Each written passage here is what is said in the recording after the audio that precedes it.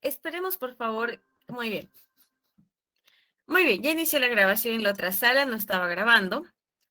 Bueno, vamos a hablar de los procesos de producción que son muy importantes al momento de determinar el tamaño de producción. ¿Ok? Para el proceso de producción es necesario establecer cuál va a ser el estado inicial de todo el proceso, aquellos insumos, suministros, elementos de ingreso necesarios para poder pasar a la siguiente actividad, que es el proceso transformador, es decir, aquel proceso equipo productivo y aquellos elementos que sean necesarios para el proceso, para los equipos, para las unidades productivas y para la organización. Tomemos en cuenta que elementos también no solamente van a estar tomados, elementos de entrada no solamente son tomados en cuenta para transformaciones, ¿no? De bienes o productos, sino también elementos de entrada pueden ser insumos, materiales, información necesaria para dar un servicio, ¿no? Que va a ser el servicio final que se va a brindar al consumidor. Bueno, el producto final pueden ser productos, subproductos, residuos o desechos. Si bien toda línea de proceso se trata de buscar la optimización del mismo, también se va a generar residuos o desechos que van a impactar al medio ambiente. Muy bien, para saber ¿cuáles tienen que ser nuestros elementos de entrada al proceso de transformación y qué sale al final? Empezamos a tocar el tema de los diagramas de flujo. Muy bien. Los diagramas de flujo, hay diferentes normas para elaborar estos. Hay normas ANSI, ASME, DIN, etcétera. Entonces, para los diagramas de flujo, vamos a usar el modelo que más veamos conveniente.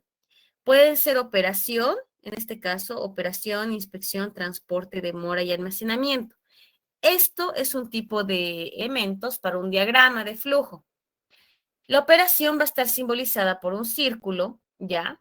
La inspección por un cuadrado, el transporte por una flecha, si va a haber elementos de demora, por este símbolo que parece una D, y para elementos de almacenamiento, un triángulo, ¿ya? Hay otros que hablan de diagramas de flujos por bloque. Hablan de materia prima, proceso 1, hablan de la temperatura, el reposo, la presión y otros elementos que van a estar involucrados en el proceso 1. En el proceso 2 van a hablar de elementos que se van a adicionar, mezclar o evaporar. Y al final de estos dos procesos que están concatenados, va a haber un producto terminado. Algunos trabajan con diagramas de flujo utilizando estas normas, otros utilizando solo bloques y otros usan el cursograma sinóptico, ¿ya? En la cual utilizan elementos de programación, verificación, inspección, almacenamiento, etcétera, ¿no? Esto los industriales llevan en métodos 1. Luego hay el cursograma analítico. Si bien se habla de simbología, ya, que también está normada, se puede hablar de un cuadro como una matriz en la cual se va a hacer la descripción de las actividades del proceso, qué cantidad está programada en producir, cuánto tiempo lleva en producir cada una de esas actividades o en ejecutarse cada una de esas descripciones, qué distancia puede haber de un elemento a otro, de una máquina a otro, en metros, aquí se trabaja en minutos. Y aquí se va graficando cuáles son operaciones, verificaciones, retrasos, transportes, por eso hay aquí metros, distancias y almacenamientos. Muy bien, hemos hablado de que las empresas hacen, ¿no?, el flujograma de su organización del proceso productivo. Vamos a hablar también de la distribución de la planta, cómo se debe distribuir una planta, qué elementos se tienen que tomar en cuenta. Muy bien, para hablar de la distribución de la planta, tenemos que tomar en cuenta que hablamos primero de una integración. cómo integramos todos los procesos, todos los equipos. Luego, el 2, se va a buscar que los equipos tengan una mínima distancia entre ambos elementos. Es decir, de una extrusora a una envasadora, la distancia de recorrido sea lo más mínimo posible. En la parte del tercer factor a tomar en cuenta es la utilización del espacio cúbico.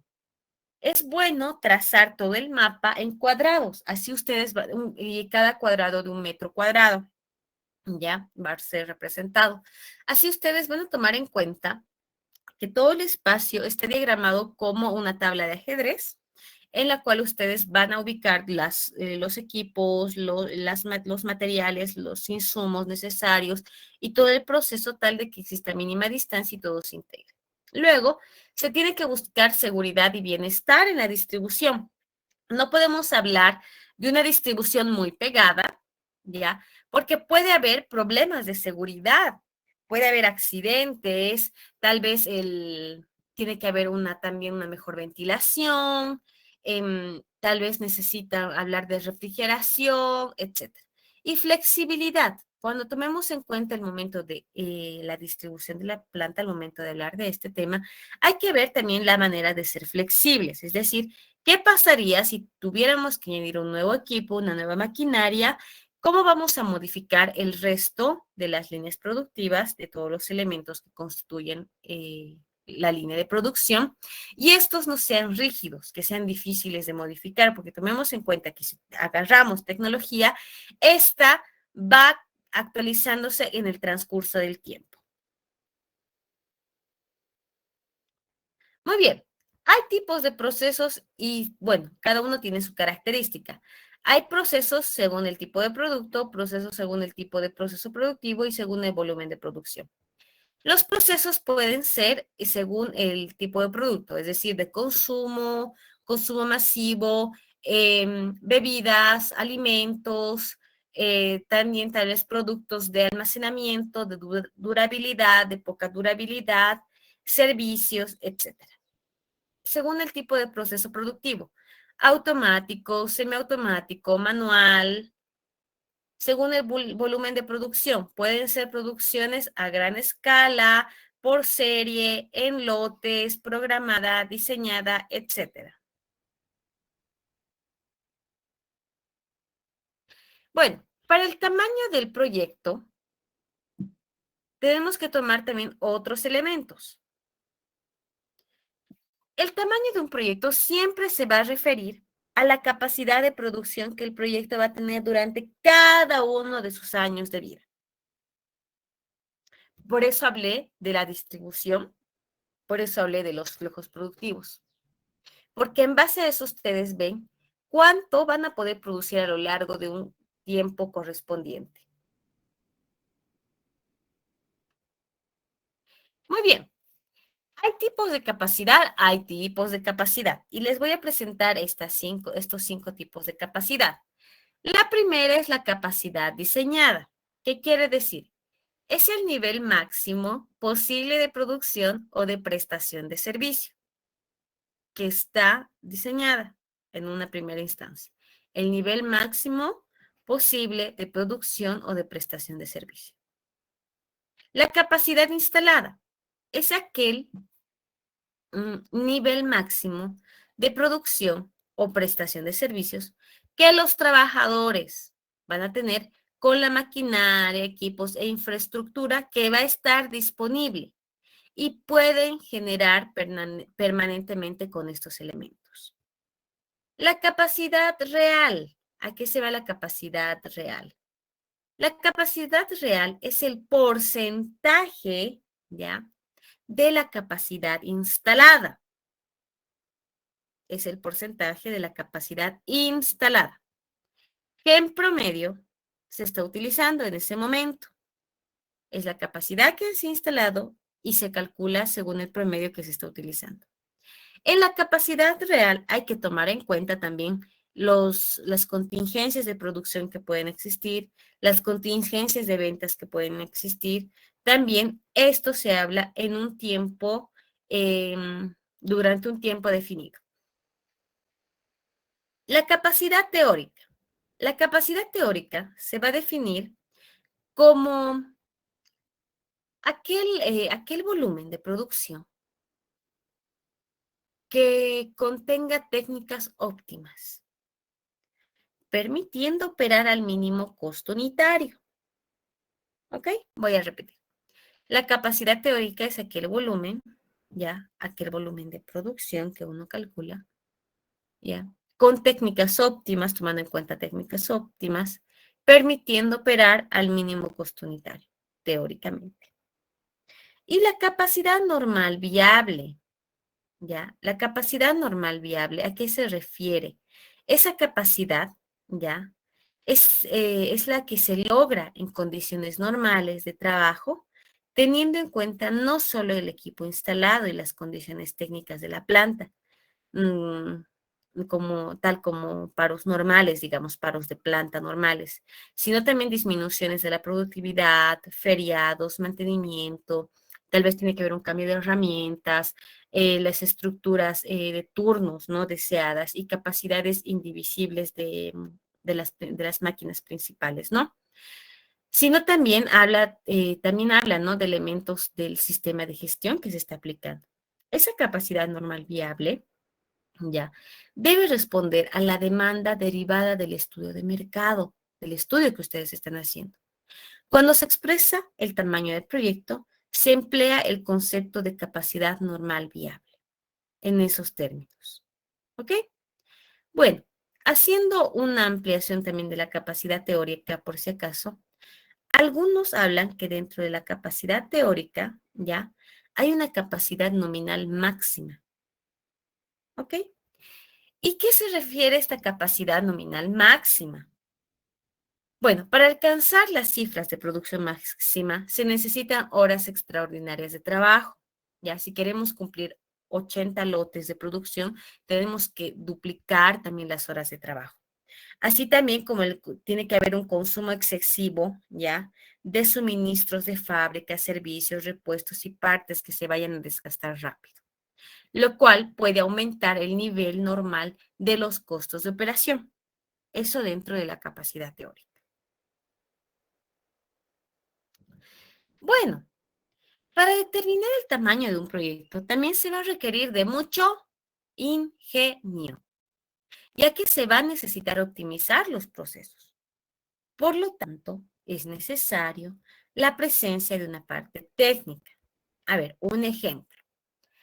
Cuando nosotros cocinamos, ya alguna vez que hemos cocinado, no nos interesa optimizar el proceso de cocina muchas veces, ¿ya? Lo que nos interesa normalmente, ¿ya? Es conseguir el producto final, que este producto final sea rico, ¿ya? Este producto final debe tener un sabor, un olor delicioso. A ver, vamos a poner un ejemplo. Vamos a escribir en nuestro cuaderno. Un minuto, por favor. A ver, vamos a poner un ejemplo de cocina, ya que hemos empezado a hablar de eso.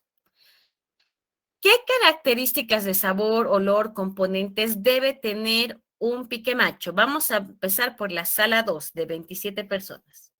Un pique macho, ¿qué características debe tener?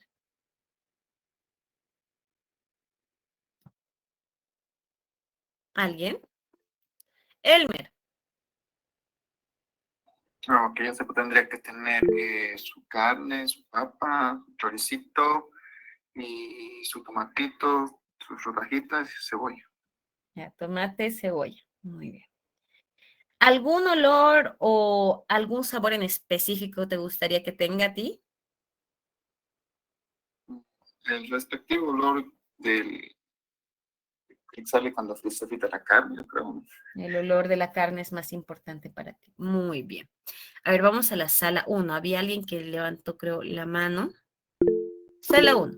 Gusta Marisol Natalie Guzmán Zapata. Sí, ingeniera. Bueno, para mí, digamos, en mi parecer, digamos, el pique macho debería tener, o sea, ese olorcito como tiene a carne, a chorizo, es lo que le hace más especial, creo. Muy bien. A ver, tenemos otras sugerencias en el chat. Gustavo dice, no debe tener arroz. Alison dice, tiene que ser picante. María Alejandra dice que tenga juguito. A ver, ya estamos aquí añadiendo. Juguito, picante, sin arroz. Muy bien. Luego Gustavo dice olor a que me picara hasta el alma. Muy bien. Quiere fulminantemente picante, Gustavo. Muy bien. A ver, vamos a ver la otra sala. A ver. Los aderezos, Inge. Los aderezos. Aderezos. Muy bien. Gustavo dice locoto, arroz con arroz igual es rico. Joaquín, no arroz. Rilma, huevos duros. Nos estábamos olvidando de los huevitos. Muy bien. A ver, en la otra sala, a ver, ¿qué más dicen? Carne, la carne tiene que ser suave. Ojo, la carne es muy importante y tiene que ser suave. Cuidado que no estemos rompiendo los dientes. Tiene que tener más carne que papa. A ver, la yahua, los trozos pequeños de carne con juguito, quesillo. Algunos le ponen quesito o quesillo. Muy bien, vamos a poner quesito. A ver, en la sala 2, ¿qué más nos aporta? Aceitunas, algunos le ponen aceitunas, dice. Muy bien, hemos puesto varios elementos que son importantes desde nuestro punto de vista para un pique macho. Si bien queremos que la carne sea suave, si bien queremos que la papita sea caliente, que exista más carne que papa, ¿ya? Todos vamos a tener elementos muy importantes en nuestra cabeza. Muy bien, hemos hablado de insumos. Carne, papa, chorizo, tomate, cebolla, juguito, picante, el arroz lo borramos, sin arroz dicen, aderezos, huevo, quesillo, aceituna. Muy bien, vamos a tomar un participante de la sala 1. ¿Quién quiere colaborarme? Sala 1, Osbin. A ver, Osbin Jaime. Muy bien, te voy a hacer una pregunta. Dame un minuto, por favor, me estoy anotando. Osbin, cuando tú preparas el pique, ¿por qué empiezas? Por cortar la papa, luego por cortar la carne, luego cortar los aderezos mientras cuece la carne y sacar el chorizo de su bolsa y que esté cociendo. A ver, tú inicias por la carne, ¿no? Sí, Luego, ¿qué haces después de la carne? cortar la papa. La papa. Y luego de eso, Los chorizos, sacarlos de la bolsa y luego ponerlos al agua. muy bien. Hierve los chorizos, los saca de la bolsa. Posterior a eso, Cortar la ensalada, que es tomate, cebolla, pimentón. tú le has añadido pimentón más. Muy bien. ¿Y qué más? Cortar el queso y esperar que cueza la carne y la papa. Y luego servir, añadir el picante y los aderezos. Muy bien. Tú empiezas por cortar todo primero y luego lo pones a servir mientras vas cortando el resto. Sí, En la sala 2, ¿quién empieza diferente? A ver, ¿alguien hace diferente a Osbin en la sala 2? ¿O hacen lo mismo? Si quieren prepararse un pique. En la sala de 26 personas.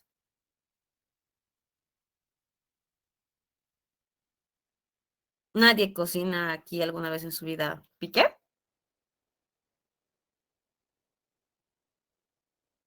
Muy bien.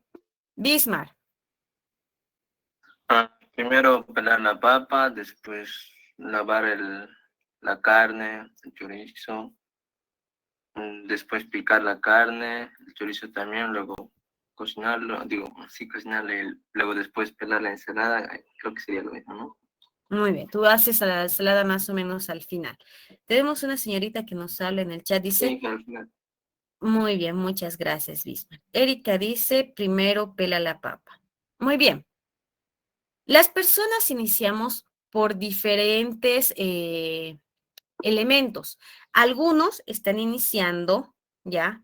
por la papa, otros por la carne. Otros, como María Alejandra, hacen reposar la carne, seguramente lo condimentan un día antes. Otros la papa ya dejan pelada y es lo primero que hacen freír. Otros hacen primero freír la carne, etc. Muchos colocarán seguramente especias, condimento, pimienta, comino, orégano, algún preparado extra, ¿ya? A la carne. Y otros tal vez no, otros le pongan tal vez papaya, otros tal vez le pongan piñita, ¿ya? Y tal vez otras personas simplemente no pongan eso y compren un ablandador que tiene todo, le ponen el ablandador y ya. Y no necesitan hacer reposar día antes, ese rato directamente para el perol. Bueno. Esto ha sido un término de un proceso que, si bien no nos interesa optimizar, todos inician por diferentes puntos, todos tienen diferentes perspectivas y diferentes elementos que aplican ya en todo el proceso de producción, de transformación de los insumos en tu pique macho. La optimización va por el mismo camino, ¿ya? La optimización no dice que todos hagan lo que quieran por donde me les parezca, no. La optimización en una empresa, ya, tiene un objetivo, que es obtener el mismo producto, ya sea en transformación, cocina, gastronomía, servicios, plantas, transformación. Pero la optimización siempre se va a enfocar en las operaciones. Se va a enfocar en esto. Aquí, por ejemplo, hay un ejemplo que les puse, unidades por periodo de tiempo. En el tiempo, unidades por hora, horas máquinas por día, toneladas al mes, barriles de petróleo al día, pacientes por día, impuestos disponibles al día. La optimización va a estar enfocada en las operaciones, en las actividades, tal que dichas operaciones no afecten ni al sabor, ni al olor, ni a la calidad del producto final en el caso del pique macho, digamos, si queremos afectar ese proceso de transformación. Pero cualquier elemento de optimización que se ponga, que se tome en cuenta, no tiene que afectar a ningún elemento de característica fundamental y fundamental y propia del producto o servicio. ¿Ya? Considerando también, ojo, cuando hablemos de optimizar procesos, de reducir tiempos, ¿ya? Tenemos que considerar que un verdadero acto de ingeniería es ingeniarse, es solucionar problemas. No es posible, ojo, no es posible tener un método estandarizado, no es posible tener una receta secreta para determinar la mejor manera de optimizar la capacidad productiva, porque las empresas, aunque sean del mismo rubro y hagan el mismo producto, tienen capacidades productivas, maquinarias, elementos, organización, personal, productos, insumos, materia prima, etcétera, diferente. Por eso la optimización no tiene, digamos, paso 1, haga esto, paso 2, haga esto. No son pasitos específicos. Es donde uno aplica su ingenio para buscar soluciones, tomando en cuenta cómo se enfoca, cómo es el proceso que realiza la empresa. En este caso, en el ejemplo del pique macho, cada uno va a ingeniárselas para reducir tiempo, mejorar la rapidez, tal vez mejorar la calidad de la elaboración del pique, ¿ya? Pero cada uno va a tomar en cuenta su propio ingenio para mejorar el proceso de transformación de la carne, de la papa, del huevo, del pimentón, etcétera, ¿ya? ¿Qué es lo más importante para hablar de optimizaciones? ¿Qué es lo más importante? Conocer a detalle qué tecnología se está implementando, qué herramientas se están implementando, qué elementos humanos se están implementando, qué elementos están involucrados en el proceso productivo, maquinaria, insumos, personal, herramientas, etcétera. ¿Qué elementos están arraigados al proceso de transformación del servicio, del producto, del bien? Después de eso, ¿ya? Después de eso, es donde uno toma en cuenta estos factores. Uno busca la cantidad, uno tiene que tomar en cuenta estos factores: la cantidad que se desea producir, la intensidad en el uso de la mano de obra, la cantidad de turnos de trabajo, la optimización física de la distribución del equipo de producción dentro de la planta, la capacidad individual de cada máquina que interviene en el proceso, la optimización de la mano de obra. Voy a profundizar un poco más. A ver, ¿a qué se refiere la cantidad que se desea producir? La cantidad que se desea producir ya va a depender también de la demanda potencial ya que se pueda calcular en el estudio de mercado. ¿Cuántas personas están disponibles? ¿Cuántas personas te comprometerían a comprar el producto que tú produces? Y también va a depender ya de la disponibilidad de cash, de dinero que tengas. No puedes comprometerte a producir 800 alfajores si el dinero que tú tienes disponible te alcanza solamente para 100. Tienes que tomar también en cuenta la disponibilidad de dinero, ¿ya? Y la demanda potencial que puedes tener por el estudio de mercado. Además, ¿ya? En la cantidad que se desea producir se determina, ¿ya? En gran medida, el proceso de transformación. ¿Qué elementos tienes que tomar en cuenta para llegar a esa cantidad que tú deseas producir? Bueno, la intensidad en el uso de la mano de obra, ¿ya? Esa aplicación que se da al personal, a la mano de obra, que se quiere adoptar. Podemos hablar tal vez no solamente de personas, también aquí entran los sistemas automatizados, semiautomatizados, manuales. A veces las operaciones tienen que ser manuales, entonces hay que tomar en cuenta eso. A veces se puede automatizar para mejorar el rendimiento o semiautomatizar. Esa decisión, ya también de automatizar, semiautomatizar, sea manual o no, esa decisión va a depender también en buena medida del dinero que tengan ustedes disponibles. Si no tienen dinero, ¿cómo van a querer automatizar un proceso?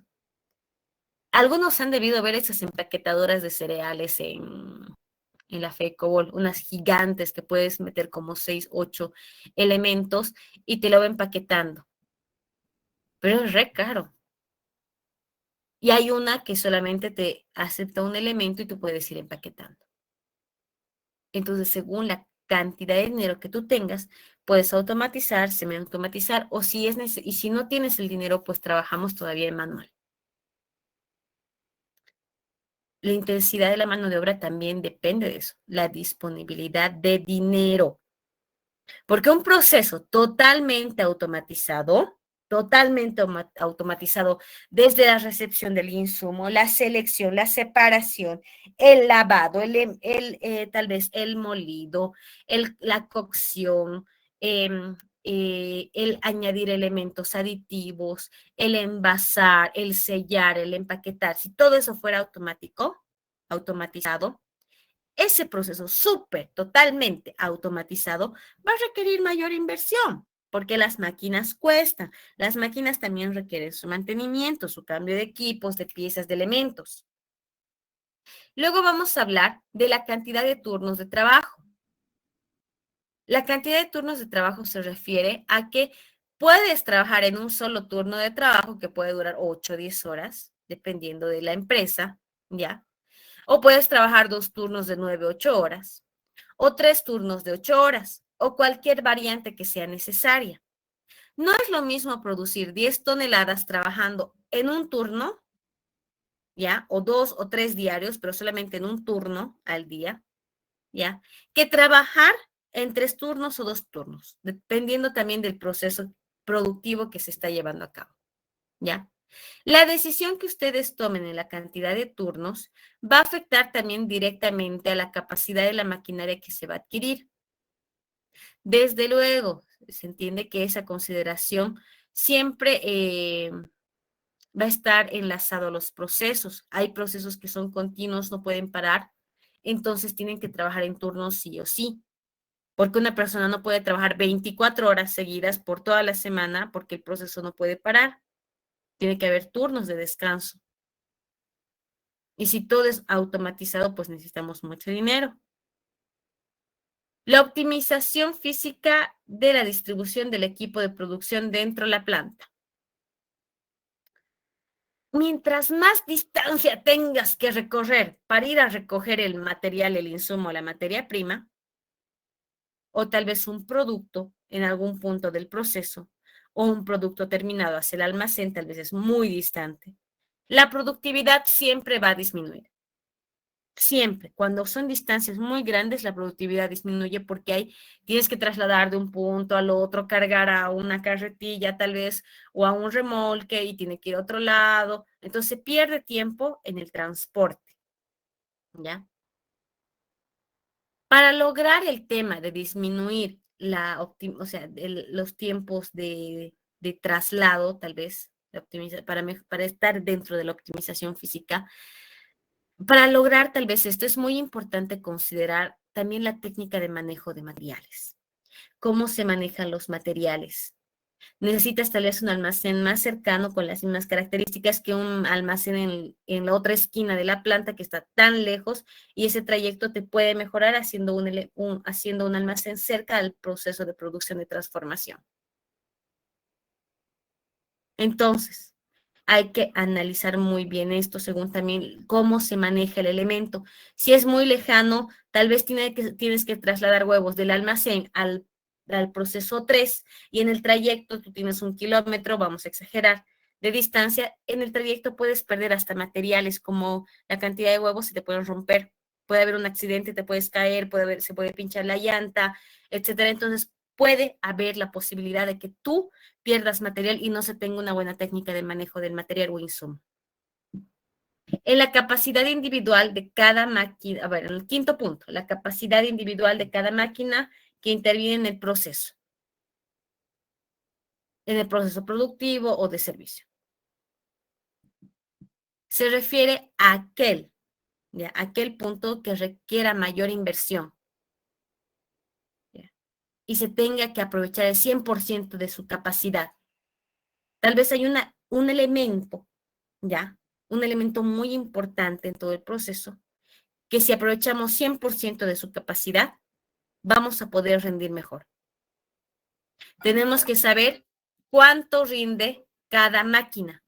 Por eso les decía, cuando hagan su descripción de equipos necesarios para el proceso de producción, quiero que sepan cuánto rinden, me describan el producto, me pongan su precio, si tienen la ficha técnica mucho mejor, porque ahí te dice por equipo cuánto individualmente rinde y así tú vas a saber cómo va a intervenir en el proceso. ¿Ya? Si no se aplica, o sea, si no sabes cuál es la capacidad individual, ¿ya? No, tu disminución de la optimización del proceso no va a llegar a tal vez a cumplir su meta. Y tal vez reflejes una menor rentabilidad económica. Es decir, tengas menos ingresos que egresos. Tal vez tu inversión va a ser más que lo que tú ganas. Ahora también hay que tomar en cuenta que aquí se habla de elementos muy importantes. Tal vez hay maquinarias que están ociosas que no se están usando. Tal vez hay una maquinaria que te puede hacer 100 sachets, pero tú estás usando solo para 10 en vez de 100. Entonces estás generando un ocio en la maquinaria y estás pagando elevados montos por algo que funciona al 10%. Sexto punto, la optimización de la mano de obra. Si se calcula mal la mano de obra requerida, va a haber problemas. ¿Por qué? Con una estimación mayor, así si tú contratas más gente de lo que necesitas, vas a tener gente ociosa y se van a pagar salarios de más.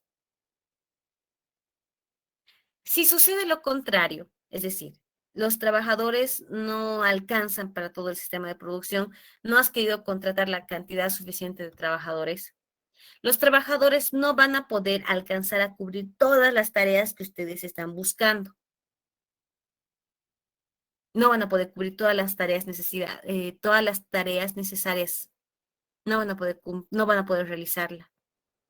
Entonces, ¿qué va a pasar si tienes menos personal? Va a haber un retraso en el programa de producción, en la planificación, etcétera.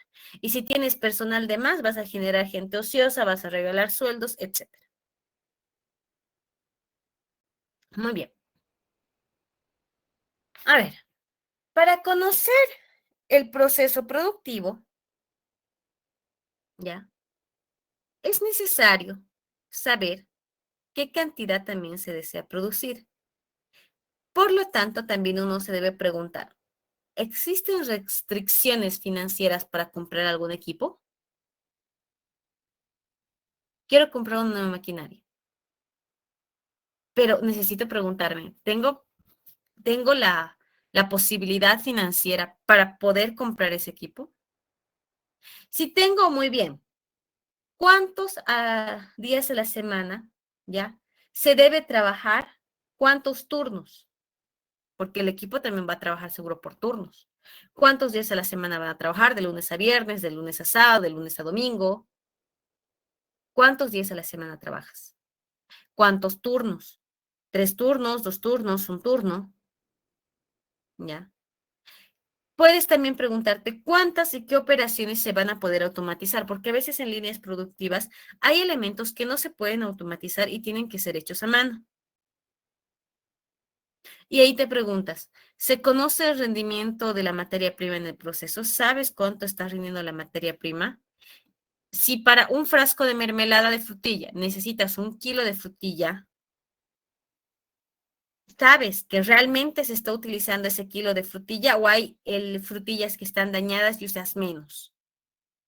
¿Conoces cómo estás utilizando la materia prima? Entonces son elementos muy importantes a conocer. No es solamente invertir por invertir, comprar por comprar, hagamos que todo el proceso sea automatizado, así no contrato a gente, pero también hay que preguntarse la capacidad productiva para no tener tampoco equipo ocioso, para saber que tenemos el dinero suficiente, cuántos días a la semana se va a utilizar esto, ¿ya? Si es necesario automatizar, y si automatizamos, vamos a saber cómo está rindiendo la materia prima. Porque si hablamos de procesos de transformación, de usar tal vez plásticos, de usar tal vez semillas, de usar tal vez hojas, ¿cuántas hojas de una palma, digamos, necesitas para elaborar, en un hipotético caso, vamos a hablar, ¿no? 8 hojas de papel. Tienes que saber el rendimiento. ¿Cuánto de un insumo entra para elaborar un producto? Primero hablemos de manera unitaria y luego de manera masiva. Los procesos son muy importantes, hay que tomar en cuenta. Por ejemplo, aquí en el proceso de la mermelada de fruta, sabes que tienes que recepcionar la fruta, sabes que tienes que lavar, tienes que trabajar con un molino triturador, seguramente va a haber un tamiz para sacar las cáscaras, las semillas, vas a añadir jarabe de pectina, vas a tener la pulpa, ¿ya? Y en esta marmita de cocción vas a trabajar con vapor. Posteriormente, vas a pasar a un tanque mezclador donde seguramente vas a añadir otros elementos, luego a una llenadora y a una enfriadora, porque esto está a altas temperaturas, ¿ya? Luego tienes que entrar a una máquina que va a cerrar el producto. Tienes que pasteurizar el producto. Posteriormente empaquetas y almacenas, ¿ya? Y lo distribuyes. Muy bien, tienes que conocer todo esto, los equipos, los tiempos, las distancias. ¿Qué elementos tienes que tomar? Almacenes de, de stock de materias, de inputs, de elementos de entrada. También stocks y almacenes de productos terminados. Distribución. ¿Por qué canales? Aéreo, terrestre, etcétera.